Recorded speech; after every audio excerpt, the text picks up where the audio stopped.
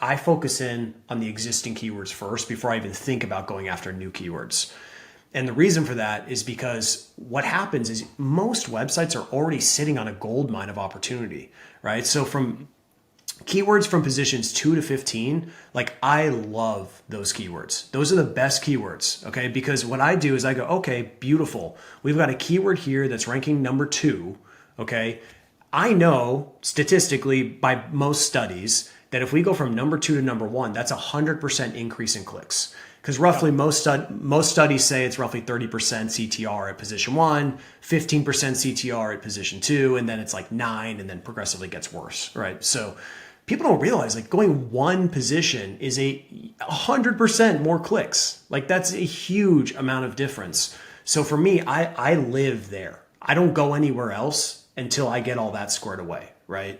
And there's so much opportunity to improve. And usually the funny thing is the levers that you have to pull to go from number 2 to number 1 aren't that big usually. All right, welcome back to the Niche Pursuits podcast. My name is Jared Bauman, and today we are joined by Nathan Gotch with GotchSEO.com. Welcome, Nathan. Thank you so much for having me. It is great to have you. You have been someone that I've followed for quite a long time in this industry. You've been doing SEO. You've been publishing a lot of SEO content for quite a long time, and we're going to be talking all about it. I tell you, I've been looking forward to this one. I'm going to hit you with some hopefully not too tough questions, but I'm looking forward to getting some of your insights. But how about you, before we get into it, maybe bring us up to speed on who you are, give us some background. Sure.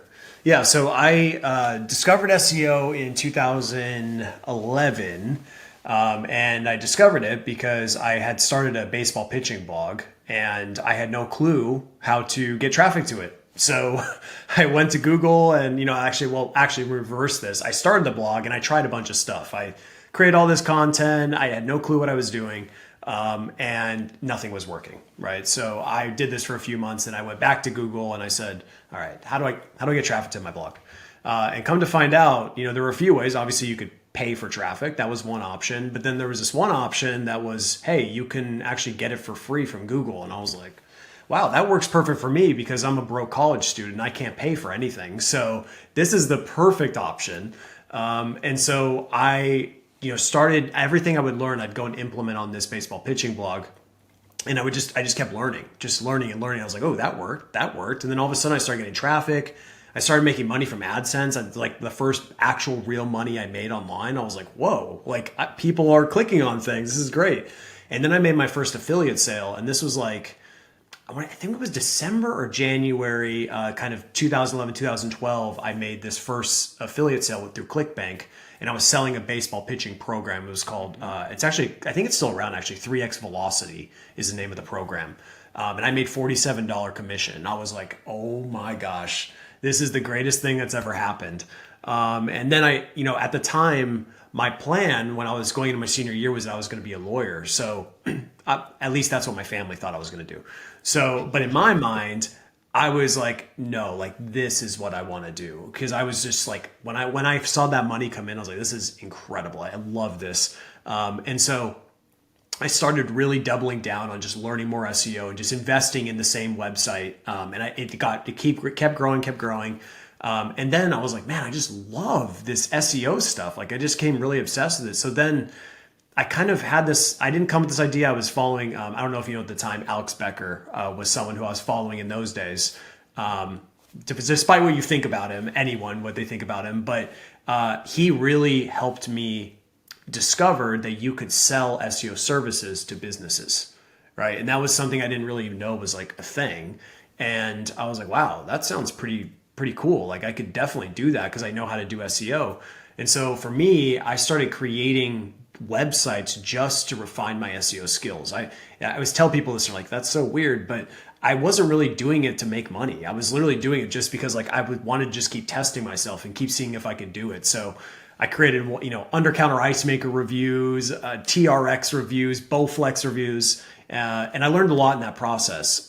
One funny thing is when I created BowflexReviewsHQ.com, that one, I was really cooking with that one. I was making all kinds of affiliate sales through the Bowflex affiliate program, and I was doing super well. And then one day I get an email from Bowflex like, hey, by the way, you can't use our name in your domain. And I was like, oh, okay. So that killed that project pretty quickly. And then I learned a valuable lesson. But for me, I was just obsessed with creating these sites. And back then, it was much easier. Like I wouldn't do the same thing I did back then now because SEO takes so much longer to see outcomes. Yeah. But at that time, I could put a site up, hit it with some, PBNs or whatever else I was using at the time, and it would go, right?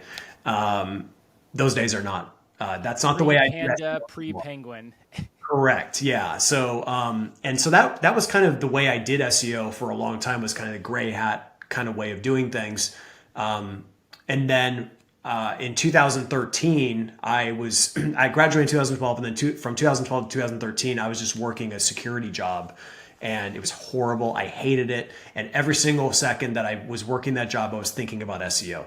I was thinking about my projects. It was all I would ever think about. So every waking moment that I had that was not working the traditional job, I was working on my projects. It's quite obsessive, honestly. It was pretty crazy what I was doing. I was working 16, 17-hour days just to be able to work on my projects.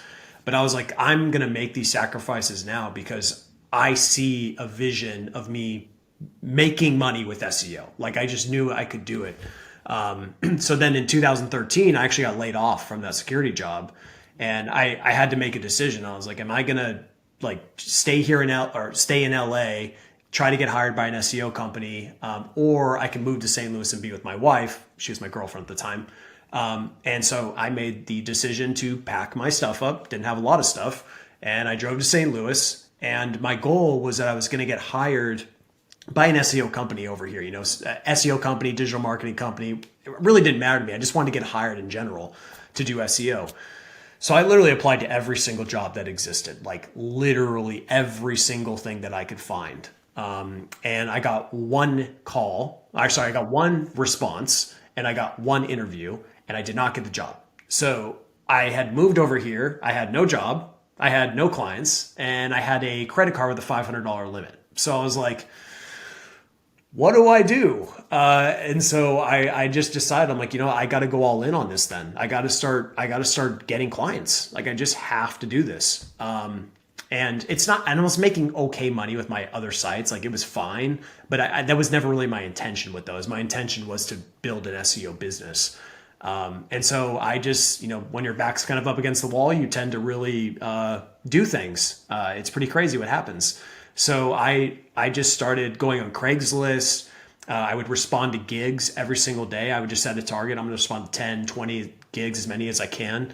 And then I started getting clients from Craigslist like crazy. It's such weird thinking back then that was happening, but I was literally getting clients from Craigslist. And then I would respond to questions on Quora. I got clients from doing that. People would reach out to me, hey, I saw your response on Quora, and got my first couple clients from doing that. And then at the same time, I was building up an actual SEO foundation, which you kind of mentioned here is my brand, Gotcha SEO. I was building that up, but I was more focused on ranking for local based keywords. So that would be like Santa Monica SEO company, because I was still in LA when I started thinking about that. Funny thing is, if you look up Santa Monica SEO company, I'm still there. So that was in 2014. I made that page. And it's funny, on the page, I'm like, hey, by the way, I'm not in Santa Monica. I'm actually in St. Louis, but I created this page just to prove that I'm good at this. So it's literally the copy. Yeah. So I have that page, and then I really focused in on St. Louis. And I just wanted to become the go-to guy in St. Louis for SEO. And so to this day, I still rank for St. Louis SEO and keywords that are related to that. And that ended up becoming really the vehicle of almost all of my business, was just straight SEO, ironically. So yeah, that was kind of how I transitioned into this. So It's a perfect transition into today because, ranking in general is hard. Ranking for different keywords is hard. We talk to people every week here on the podcast who are trying to and succeeding at ranking for different things, but ranking for SEO content is, in theory, the hardest because you're up against the best of the best. You're up against the ones who know what they're doing, right? A lot of times you can win in the SERPs because you know how to rank better than all the competitors. But in SEO, in other words, in ranking for SEO content, more than likely that's not the case. As soon as an untapped keyword gets discovered, it's probably going to be swooped down upon and so forth and so on. I mean, let's talk today about where your agency and your online website is at, just to give people a framework. And I have a lot of questions that we can spin into after that. Yeah, I mean, so my business is very different now than it was when I was in the early stages. So from like 2013 to 2016, I was all agency. Like I only did client work. I didn't do anything else. And I learned a lot in that process. But in 2016, I realized I'm like, all right, I don't think I can do client work forever. Like I just made that kind of conclusion. I'm like, I just don't think I can do this for the rest of my life. So I was like, what else could I do? And that's when I decided like, I'm going to create a training course, some sort of course that I knew that was a good way to diversify your revenue streams. So I did that. That was when I launched the first version of Gotcha SEO Academy, was in 2016. And it was a terrible thing. And I was so deathly afraid of being on video. I just talked to someone the other day about this, but just so people know, like I was so afraid to be on video that I wrote out all of my lessons. Like I wrote them text version and I put them into a platform, and like that was the course. So basically you're paying for like a glorified database of articles. Yes, essentially. An ebook with an awkward talking head. Yes, correct. So there was no video, and like it was just bad. Yeah. So anyway, after that I was like, okay, I got to get over myself. I got to get on video. I got to get over my fear. So then I did that, but I took baby steps. I didn't go to like recording like this, like talking head. I just went into recording my screen. So I just would go through the process. Okay, here's how you do an audit with Screaming Frog, and here's how you I would go through the process. My delivery is not what it is today. It was very awkward. It was very fragmented. It was different, right? It just wasn't. I've progressed a lot since then. But that's because I've recorded hundreds and hundreds and hundreds of videos since then. And it's crazy what happens is if you want to get better at something, the more you do it, usually you get a little bit better at it. It's a pretty crazy thing that happens, I've noticed. So anyway, that was kind of, leading up to today. Basically the way my business is structured is it's heavily my academy. My academy is like the biggest part of my business now, just overtaken everything. And I still do client work to stay, keep my hands dirty. But for me, like I'm doing SEO with my own projects. I'm always doing SEO just in general. So I'm always in the weeds. I'm always in the dirt. And I have to be, right? I have to be in the dirt to be able to deliver the value for my students in the academy. So these days it's really focused on the academy. And as far as my brand, my brand is just content, right? That's what I do. I try to give so many results in advance that people say, okay, that really helped me. And I think he could probably help me more if I found out his full process, right? So for me, I just use the Frank Kern model, give results in advance and then people want to work with you. That's what I try to do. And like whenever I feel stuck in my business, I'm like, something doesn't feel right. I always go back to that. I'm like, okay, well, I'm probably not giving enough results in advance. So then I start thinking about how can I create content that is just purely designed to help people, right? If they make it to the end of my video, the 10-minute video at the end, I might say, hey, by the way, I have an SEO training program, but that's 0.001% of what I give, right? So for me, it's all about content, right? That's literally all I do. I just create content.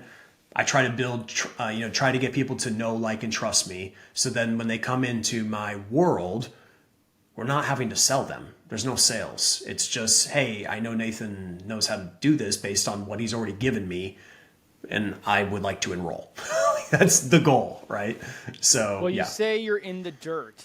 If I were, say, knowledgeable about SEO, if I did SEO on my side project, but what would be something that you would share with me that I would be a little bit surprised to hear about SEO that kind of comes from you kind of being on the ground, being in the dirt, rolling around in the mud? Oh man, so many. So what part do we want to focus on? I mean, there's so Oh much man, there. I'm here all day. I got my cup of Yeah, coffee. I I'm good. mean, You tell me which way you want to go. Yeah, it's open ended on purpose though, and I mean that. yeah, yeah. If you're in the dirt, like let's get dirty.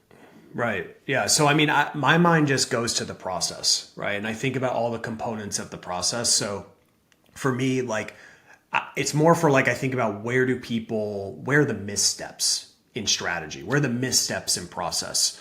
And so I know your audience is more kind of building niche sites, building authority sites. So we'll all kind of tailor what I'm about to say towards that. So like if you're building a content site and your objective is to monetize it through display or affiliate, maybe drop shipping, whatever it is. Let's just assume you don't have a product. Like let's assume you're just going to do it through it's a display or affiliate. Well, one thing I see is, and there's a lot of different opinions out there, right, about how to content strategy. But for me, believe it or not, like when it comes to keyword research, okay, my strategy is actually pretty much the same no matter the type of business. Okay, so whether it's a business that doesn't even sell a product and it's let's say an authority site, or a business that's a SaaS company and they actually have a product to sell, right? It's the same because for me, what I'm thinking about is what are the most valuable keywords in this industry, right? I'm thinking about that. So what are those money keywords, as people like to say, right? And so for me, what I'm thinking about is like, okay, if we're going to build this keyword database, I want to start down here at the bottom of the funnel, right? I want to start with the keywords that I know are extremely lucrative, and then I want to build my whole strategy around improving those. And what people tend to do, a misstep, is they enter an industry. Let's say it's Undercounter Ice Makers. Let's choose something a pretty horrible, boring industry. Okay, we reference a lot of analogies here. That's a new one, so good. We'll roll with that one. I'm trying to get a visual right now for a very specific product that's as boring as ever. Yes, so I'm going as boring as possible so we can get a good example. So Undercounter Ice Maker. All right, so to look at transactional keywords for Undercounter Ice Makers, the smartest thing to do is to go to Amazon and find the products that are being sold, right? If you're going to do affiliate. So for me, I'd be thinking about, okay, what are the affiliate driven pages that I can create first, right? I want to build those first. And people will say, well, but what about the ratio between it? Nonsense. There's no proof that that's actually a thing. There's no proof that there's some sort of magical ratio that Google's going to say, oh, it's 80% informational and 20% commercial. And no, it just isn't a thing. That's just made up by SEOs who are creating things. But at the end of the day, we want to focus on the keywords that are going to drive the actual revenue. And the worst thing that you can do is build your whole strategy around traffic. A lot of people get so obsessed. They go into Ahrefs and they say, "Ooh, okay, look, there's a Undercounter Ice Maker memes. That looks like a great keyword. It gets 50,000 searches a month, right? Oh man, that's gonna juice it." And you have to remember that it's low competition for a reason.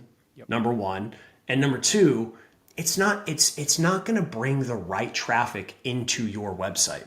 And traffic is all relative. It is just a number, right? And so I always like to use the example, like you could take that example of Undercounter Ice Maker memes or puns or some ridiculous keyword. I'm not saying they don't have any value, but just as far as comparing them, you take that keyword, which gets 50,000 searches a month, isn't super competitive, could drive you a ton of traffic, versus St. Louis car accident lawyer that gets 100 searches a month, okay?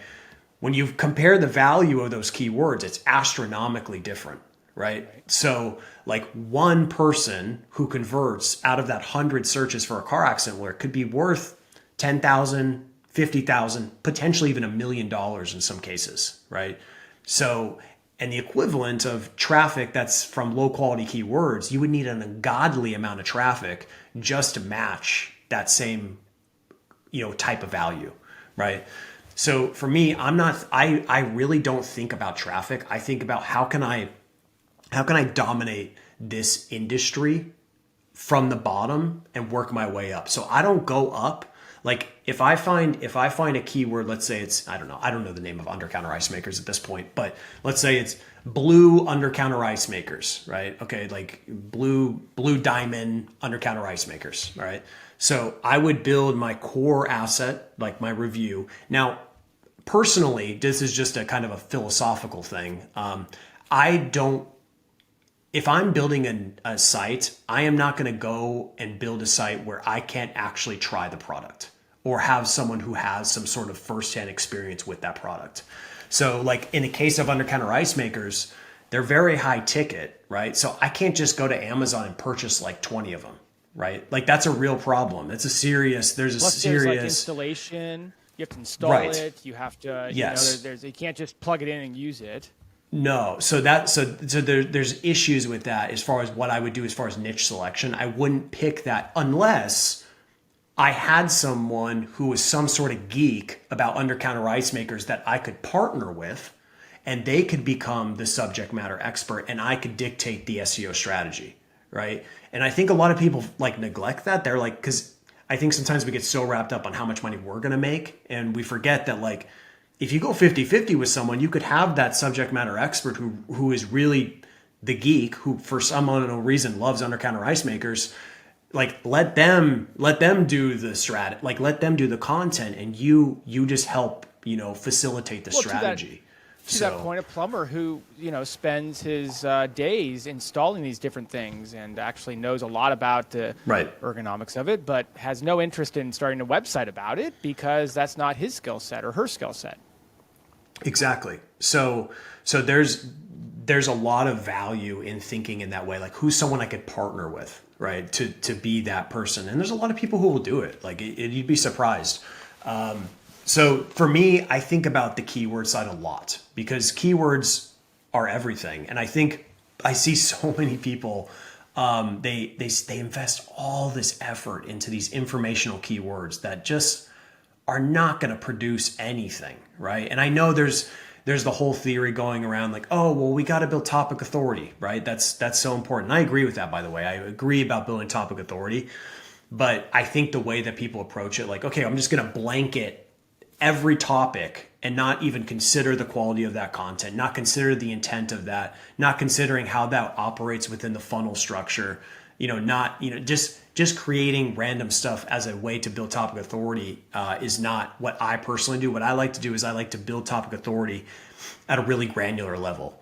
So for example, let's say on my website, I'm targeting keyword research services. Okay. It's a investigative intent based keyword, right? So someone searching that, they don't really know who they're going to work with. They haven't made a decision yet. They're looking for brands. They're trying to get an idea. So you're gonna find a lot of list posts in this case. And so the objective of that content is show them who the vendors are, the best vendors for that, that particular service.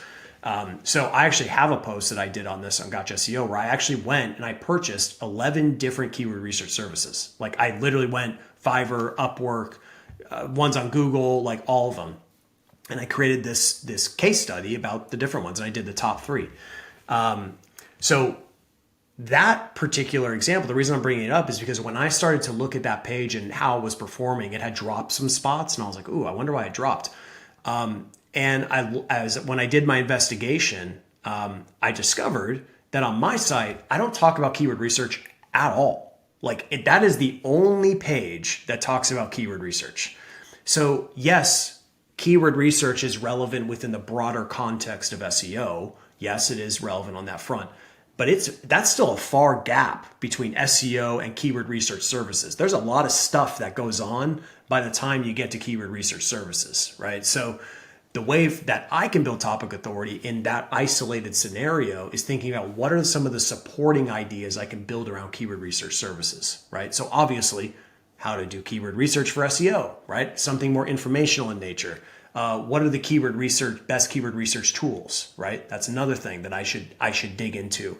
And then on top of it, I can start to get real granular and start to have dedicated review pages specific to the vendors that offer keyword research services, the types of tools that are offered, have dedicated pages for each of those. And you start to peel that onion, right? And there's so much opportunity just on one little isolated cluster. So for me, that's why I love to focus on, I find that keyword or that page that it's really been built, and then think about how can I build around that, right? And that's where I go. I get really granular. So we can dig into a lot of different stuff, but that's kind of where my mind goes personally. So several questions that come out of that. Let's start with the idea of focusing on keywords to target, not by search volume. Not all keywords are created the same. Just because it has high search volume doesn't mean it's going to have the business impact. And also not targeting by competitiveness. You kind of said, hey, low competition keywords, that's one thing. But you start by focusing on the keywords that have the most revenue potential. You just briefly mentioned going to Amazon, but how would someone actually research that? How would someone actually get into the details of going hey, let's say I'm making a website about under-cabinet ice makers. How do I know which ones do generate the most money? Yes, very good question. So for me, when my keyword research process, and I'm speaking in the context of working with clients, right? So when I have a client come to me or a campaign that I'm starting, there's really only two scenarios when it comes to keyword research. Number one, they have existing keywords, which means they have keywords that are already ranking from position 1 to 100. Okay. There's stuff that already exists. The other option is, like you mentioned, completely fresh, brand new. They don't rank for anything. Okay. So the reason I bring that up is because it really does dictate kind of how the flow of the keyword research will go.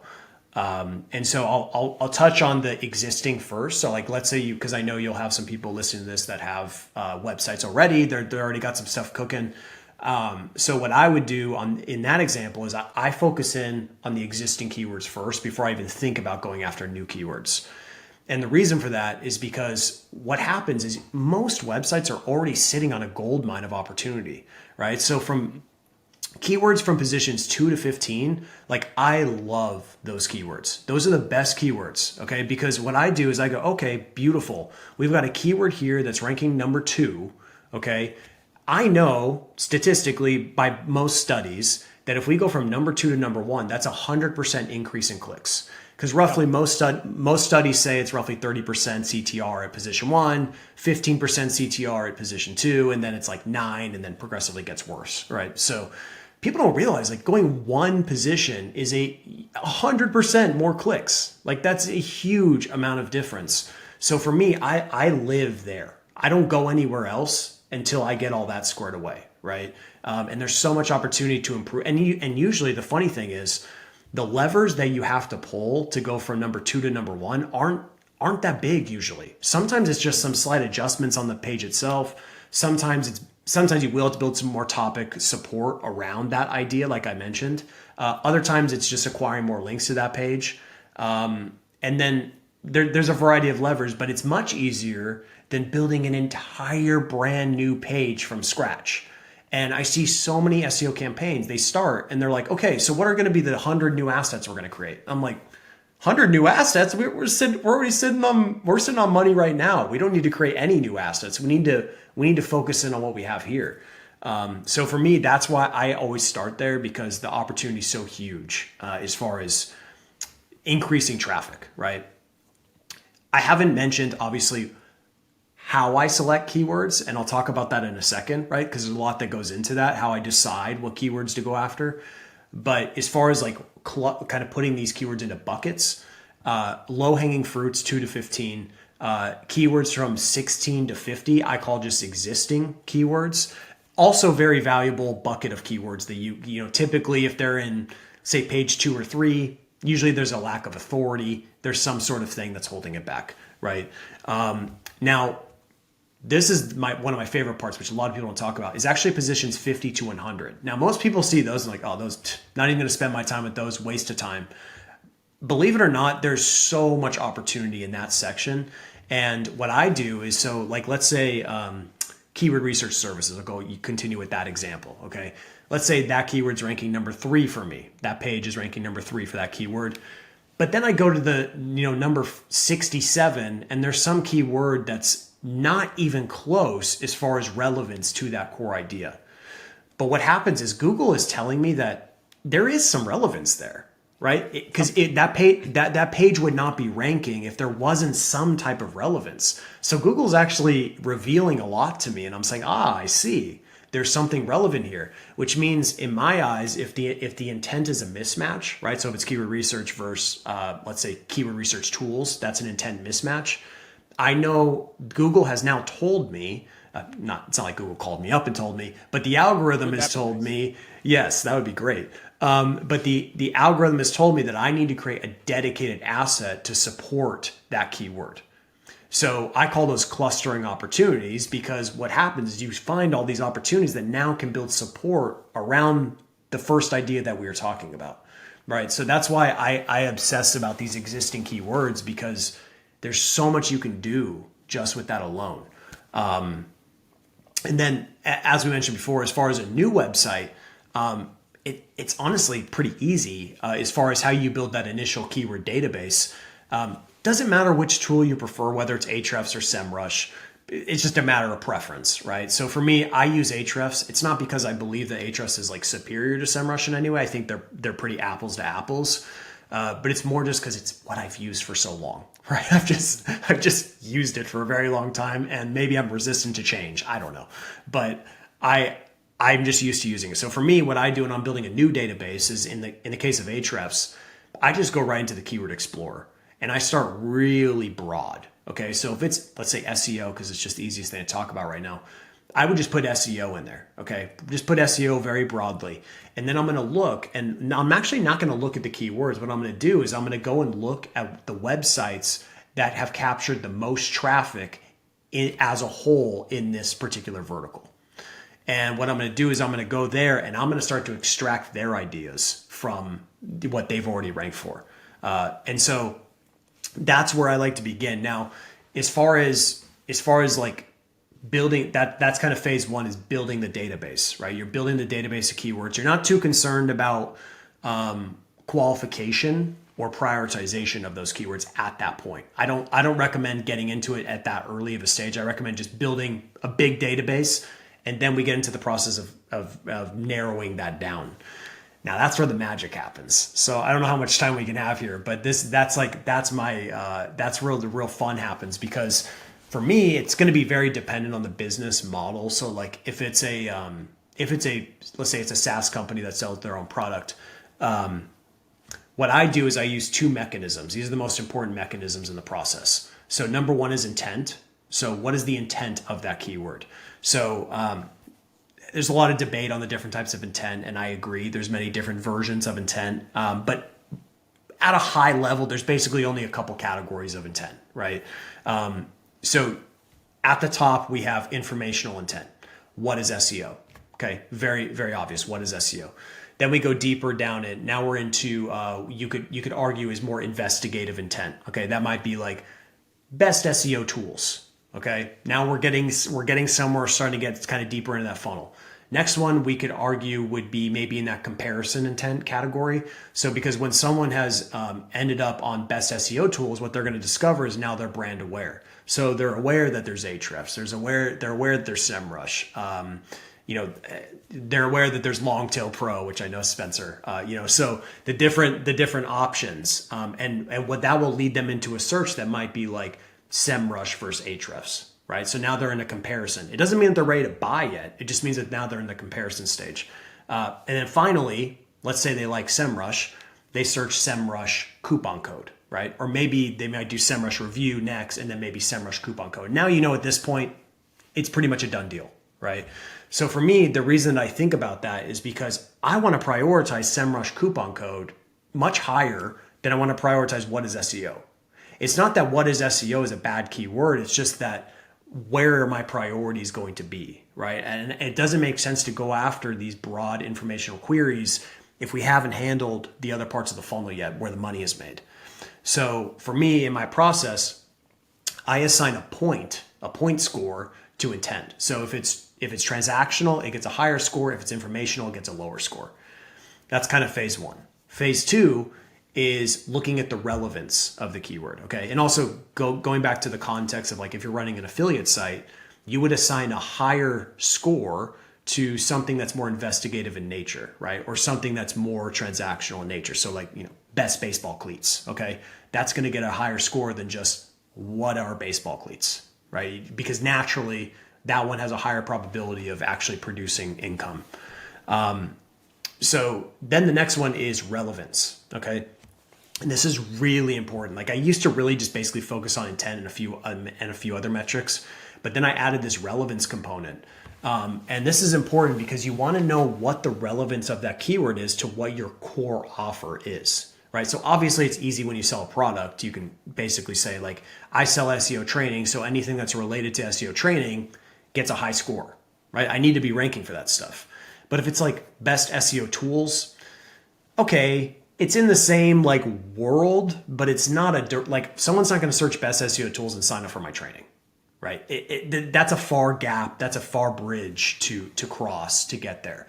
So it gets a lower score. If someone searches what is SEO, they're way too far in the journey to end up to buy my big investment SEO program, right?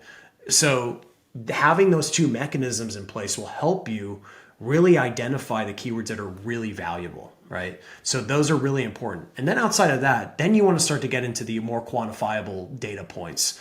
Obviously, looking at the search volume is a good thing to look at. Looking at the KD is another thing we want to look at, right? Which is the overall, how competitive it is as far as links hitting the competitor pages that are ranking specifically. Next one would be looking at the overall strength of the domains that are ranking for that keyword, which is another thing you can look at in Ahrefs as well. I like to look at both those mechanisms. And going back to what we talked about earlier, like missteps, that's a huge misstep I see very often. People will see, oh, wow, it's got 0 KD. This looks awesome. I'm going to go after it. And they neglect the fact that every single website that's ranking has a DR90. Okay, so that's not good because you can't overcome that. But it didn't need many backlinks to rank as a DR90. Right, exactly. So that's looking at authority is really important, like so important. Like if I basically when I'm trying to identify a keyword, I want to see weaknesses in the SERP. Okay, so a weakness in the SERP would be looking at seeing sites that are of similar authority of the site that we're trying to rank, right? So like if our site's a DR20, I want to see other DR20s, DR30s in there. If I don't see any of that and it's all DR60 and above, I'm going to be like, this is going to be tough. Like we're going to have to really have the best page with the most links going to it to really make a dent here. And it's going to be a much bigger investment to make that dent, right? So for me, it's not just a matter of like, what's the best keyword? It's also a matter of like resource allocation too. Because links are a big cost, right? They're a big investment, and also depending on how competitive it is. And the other part is on the content side too. So if I analyze the top 10 results and I see like everyone's a killer, right? Everyone's got subject matter expertise. Everyone's got extreme nuance as far as their content. They've got it going, right? We're talking A+ type of content with A+ level players. I'm gonna be like, yikes, this is gonna be tough, right? And so that's what I'm looking at is like these different variables. And then eventually by the end of this, I have a score calculated based on all those variables. And then I can say, okay, these are the best keywords, right? But I've looked at each of those variables. The other one I will look at too, by the way, is a cost per click as well. And I do like cost per click just because it does signal transactional value. So that's also gives me ability to filter even further. So might seem pretty psychotic, my process, but I'm telling you, the reason I'm so crazy about it is that I've made so many mistakes, right? I've wasted my time and effort and money on keywords that just didn't do anything. All they did was juice my charts, right? My charts look nice, but my revenue stayed the same. And I just don't play those games anymore. So anyway, I know there's a lot to unpack there, but yeah. I want to take a quick break from the episode to let the founder of Rank IQ, our sponsor, share a cool tactic bloggers are using to get big Google traffic gains. For those of you that don't know me, I'm a blogger just like you. I also host the Blogging Millionaire podcast and have taken 3 blogs in different niches from 0 to 1 million monthly sessions. Bloggers like Megan Porta, who is the host of the Eat Blog Talk podcast, are using RankIQ's keyword library to target low competition keywords to write the majority of their new posts on. 2 years ago, when Megan started using RankIQ, her blog's Google traffic had plateaued at around 30,000 monthly sessions. Megan's monthly sessions have steadily increased over the past 2 years of using RankIQ, and today her blog is getting close to 200,000 monthly sessions from Google organic search. RankIQ's keyword library has a list of the lowest competition, high traffic keyword phrases in every major and minor niche. For example, the food niche library has over 120,000 unique low competition phrases. And those 120,000 are separated into 100 sub-niches like meal prep, air fryer, and baked desserts. All of the keywords in our library have been handpicked by a team of keyword research experts. We are the only keyword tool that does the research for you. This can save you up to 100 hours of doing the keyword research yourself, and it removes the large margin of error that the do-it-yourself keyword tools have, so that every post you write will be able to compete for a top 10 ranking in Google. While I could continue to talk about the benefits, I think the 1-year study I mentioned at the beginning of the episode that found Mediavine bloggers using RankIQ ended up with an increase of 4.68 times the monthly Google traffic of the Mediavine bloggers not using RankIQ tells a story much better than any benefit can. If you would like to get access to the lowest competition, high traffic keywords in your niche, then go on over to rankiq.com to set up your RankIQ account today. Well, I have a couple nuanced questions for you. So let me dive into some of these. Sure. Because I think there's some value if I could get some more detail for everyone listening about some of these Sure. things here. So going back, you talked about looking at competitors, or you talked about looking at the big players in a space, right? And this would apply if you already have a site that's targeting things, you already have content, or even if you're just looking at maybe validating the space. But you talked about going and looking at the big players in the space and extracting what they're writing about and what they're ranking for. Can you dive a little bit deeper into that? Because I think that can be difficult sometimes. You go look at all the keywords they rank for, but that doesn't necessarily tell you what topics to target. You go look at all the pages they rank for, but that doesn't necessarily tell you what things are important to target first. So how are you extracting the value that each individual player is bringing to the table in a niche of sorts? Yeah. So for me, I really want to find the websites that are hyper niche focused, right? I don't want to find the site that's like, they just happen to talk about SEO, or they just happen to talk about Undercounter Ice Makers. I want to see that like insane deep level expertise from that site. Like all they do is talk about Undercounter Ice Makers. Like, and sometimes those aren't the most authoritative sites. Sometimes those sites aren't, but they are extremely deep as far as content.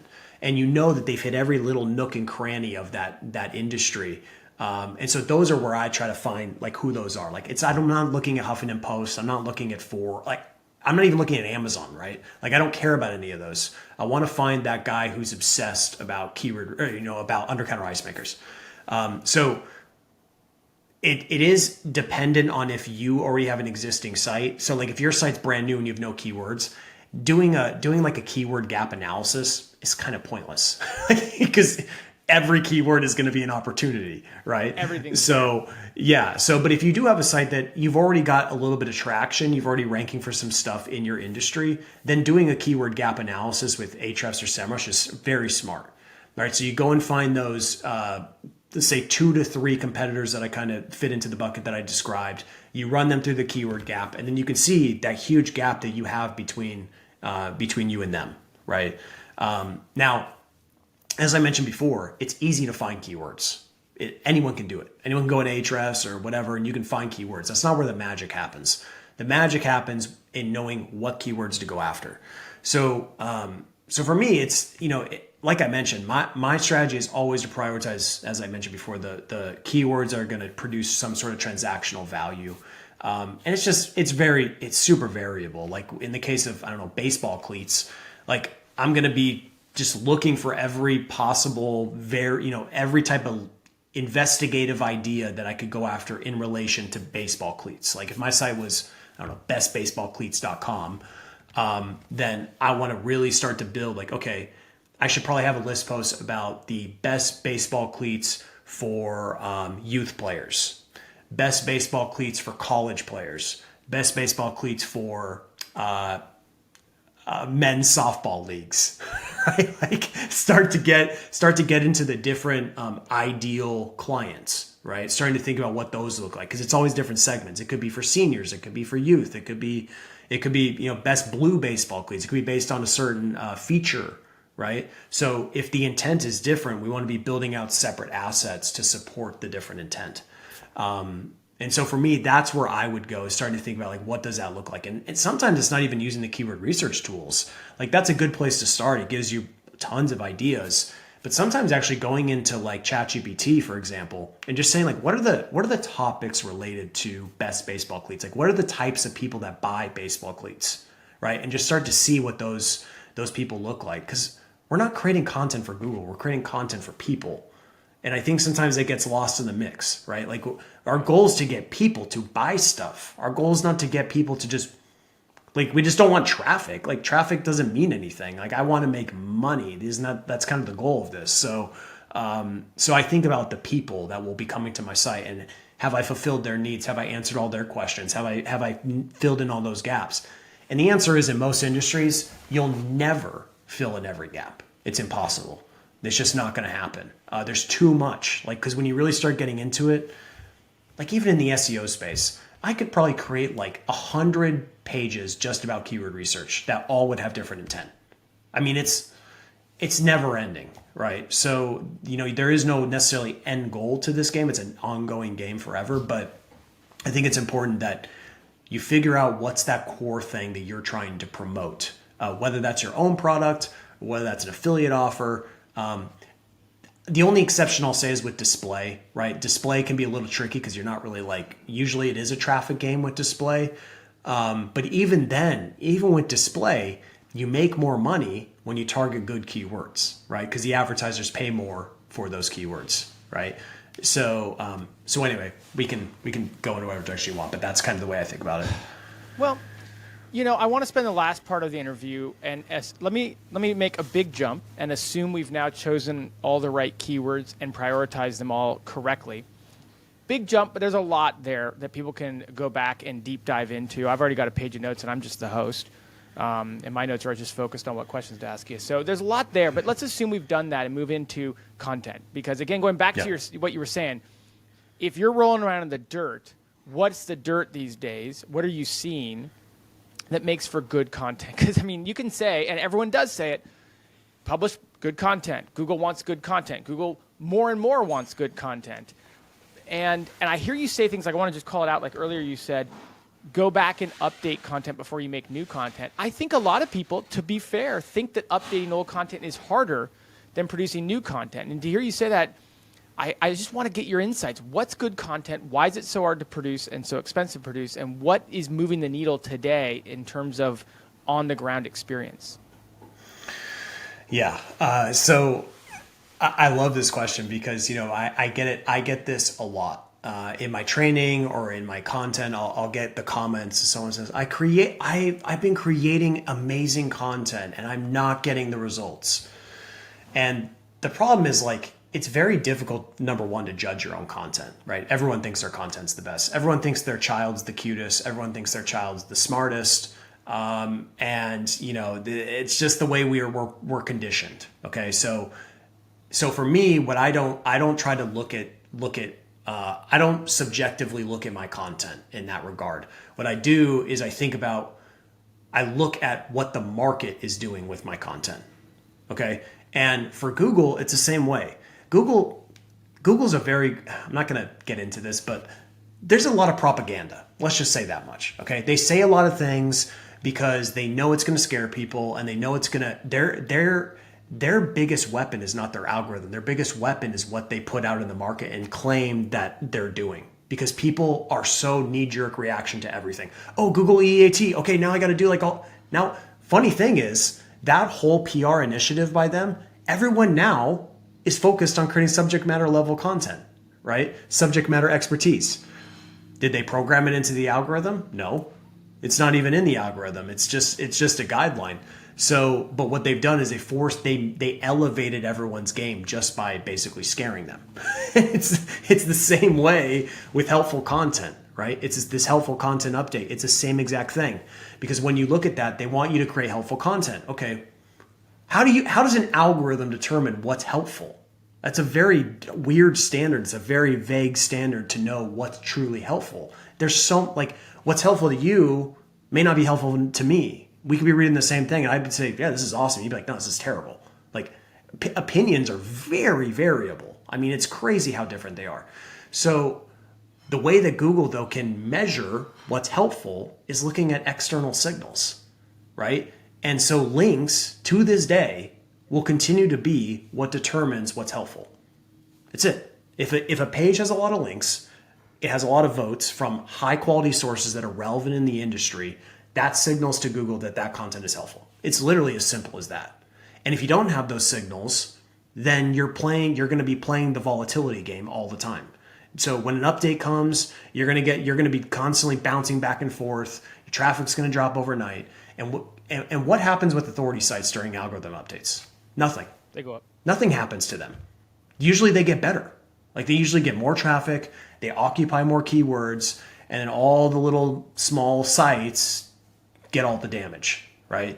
And so it's not because they're producing more helpful content. It's not because they're, objectively their content is better than maybe a smaller site. It's just because the signals that Google uses haven't really changed much, right? And the signals that continue to be the most important are high quality, relevant backlinks. So, not to go off on a tangent on that front, I just think it's important, though, to mention like what variables really seem to matter long term. Now, with that said, as far as actually creating the content, I view my content strategy using the 80-20 rule. So 80% of my content should be built around some type of keyword phrase, okay? Some sort of searchable phrase, 80%. The other 20% is what I would call my riskier assets, okay? So those 20, and it's not risky like as far as getting penalized, it's more risky as far as will it be effective, right? It's more of a marketing strategy. Yes. So one of in that bucket is going to be link bait. Okay. Link bait is tricky because it's not always going to work, right? You got to put a lot of lines out there to see which one's going to kind of pick up. Sometimes it's data driven stuff. Sometimes it's free tools. Other times it's, could be some sort of ego bait. Like I'm trying a lot of different content frameworks to try to see if I can get some links in. And so that's kind of most of that 20% bucket. The other percentage, I'd say maybe let's say 5 to 10% will be what I would consider experimental keywords. And so those are keywords that no one is going after at this current moment, but they're trending upward, right? So the way to find those keywords is you can use a tool like Exploding Topics, which is by Brian Dean, which is a very, very good tool, but obviously requires an investment. If you can afford it, definitely a good idea. But the other option is actually to live in your vertical, like actually be a part of the vertical. So like being on TikTok, being on Reddit, being on Quora, because what happens is whenever we see data in Ahrefs or SEMrush or even Google, the Google Keyword Planner, we're looking at history. That is old. That is old data. It is not new. It's outdated by the time we get it. And so with TikTok, though, like my favorite example, okay, in 2020 when we were all locked down, okay, there was a TikTok trend that was I forgot the name of it, but it was like this weird coffee. You'd get like instant coffee and you'd make this like weird concoction.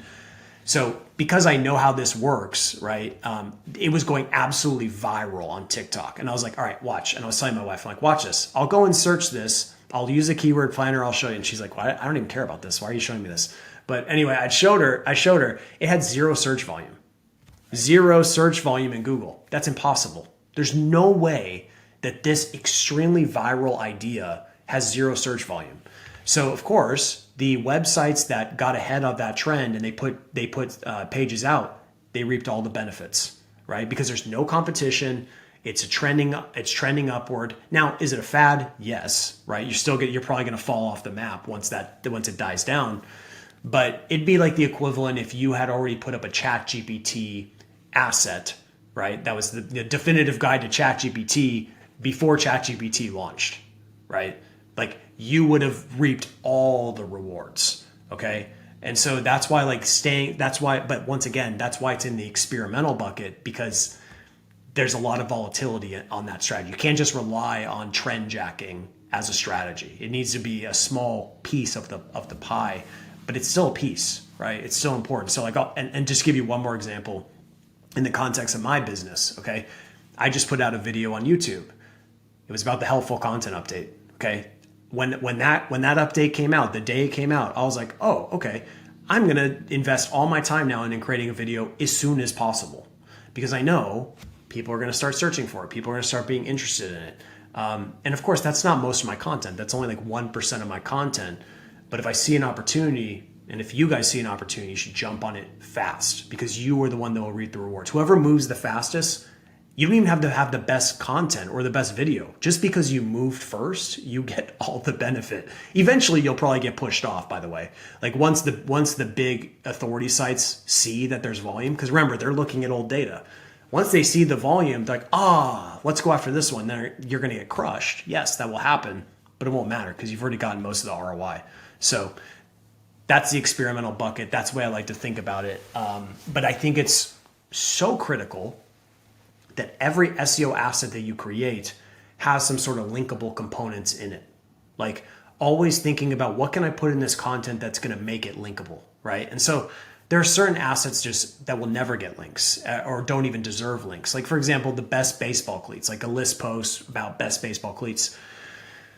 It's not a super linkable asset, right? You can make it linkable if you use a more experimental strategy where you actually go and buy all the baseball cleats and you actually test all the baseball cleats and you have like a controlled environment where you test them all. That becomes linkable. So like if you look at ratings or rtings.com, if you want to go and look at them, my favorite example, okay? They do it the right way.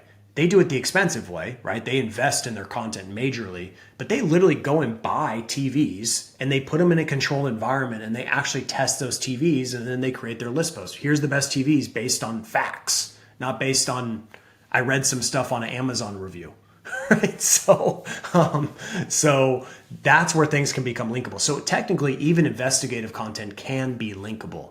Because people want to reference it. Oh, hey, Joe, he actually tested those baseball cleats and here's the reference data from when he tested those. So for me, when I'm thinking about, I was like, what are the little mechanisms I can add into the content that makes it just better, right? That's all I'm trying to do. I'm just trying to make it better, more linkable, more shareable. And I'm not just thinking about how can I use ChatGPT to create 5,000 assets in 24 hours? Like that's not where my mind goes. I think about how can I create the absolute best the best page for this keyword. And one important nuance on that is that you're not trying to create the best page that's ever existed, right? That's not what you're trying to do. You're trying to create the best page that's ever existed for that keyword. That's it. It's all relative. So anyway, yeah, I could talk all day about content, but yeah, that's where my mind goes. Well, I think it's a good way for us to kind of wrap things up, bring it all back. And I do hear a thread coming out of you, whether we talked about niche selection, keyword research, creating content, creating linkable assets for link building. And it's just that, not that it's impossible or not that it's not possible to do all this in a niche that you're not already embedded in, but it's sure, you just keep hitting on it with everything you're talking about. It sure seems like it's so much easier to get a competitive advantage when it's a niche that you are embedded in, involved in, excited about, maybe even already doing as a passion or a hobby or a career or a side hustle. Maybe just as we wrap up, give me 3 or 4 minutes of commentary on that as I've kind of listened to you for the last hour or so. Yeah, I mean, I think back in the day, you could just kind of pick whatever niche you wanted and create an affiliate site and it would do fine. I did that. Like it worked fine. But I think these days, just because of Google's EEAT guidelines, because of the depth of content that you really need to beat competitors, and also to attract links as well, it's just so hard to not have some sort of at least enthusiasm about what you're creating it around, or some sort of expertise. You can have either or, and this is why Google added the extra E, right? Because Google realized that it's not always just about expertise. Like, for example, you could take, like, let's say fat loss, right? How do you determine expertise for someone that can give advice about fat loss? Okay, well, you could look at credentials, hard credentials, like, do they have a degree in nutrition? You know, they have all the credentials. But what about a person who has no degree, but they've helped 1,000 people lose 100 pounds? Who's the expert? The guy that's actually done it, or the guy that read about it? You know, that's where it gets tricky. So that's why Google added experience in there, right? Because now it can satisfy that person clearly has subject matter expertise. They have experience, they have firsthand experience in the field. So now it's actually legit, right? So, and you can see that through and obviously there's some industries where it's like hard and fast, like credentials, right? There's no other option. Like if you're going to do, I don't know, something super intense, like personal injury law, you're going to have to be a personal injury lawyer. Like I don't really know how you're going to get around that. But for a lot of, I'd say most other industries, it's pretty open to interpretation what determines expertise. But the way to get there is, like, you do need to like what you're doing. Just from a pure, like, motivation perspective, it's so hard to work on something you don't even care about. Like, when I was working on the Undercounter Ice Maker site, like, I hated that site. I just despised it. Every time I would have getting up out of bed in the morning to talk about the newest and latest and greatest in ice cube formation wasn't right. doing it for you? No, it wasn't doing it for me. So I like, it was a struggle. It took all my effort in the world. But guess what? When I had to write something about SEO, zero effort for me to do that. Yeah. Zero effort for me to come on here and talk about SEO. Do I need motivation? No, I don't need any motivation, because this is what I do. This is what I love. It's much easier to do things that you like, right?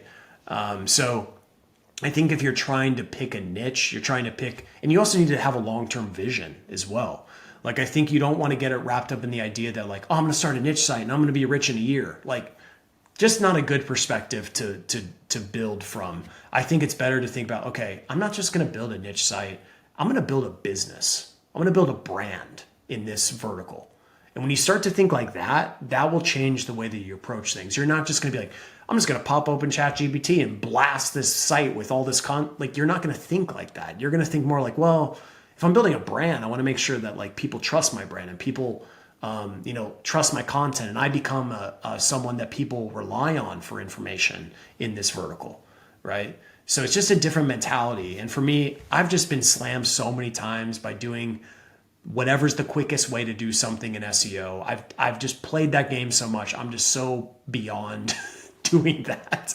Like, I won't even start a site. Like, I could start any site in any niche at this point, but I just don't, because I know what it takes to build a brand, and it's difficult. It's hard. So yeah, that's my answer.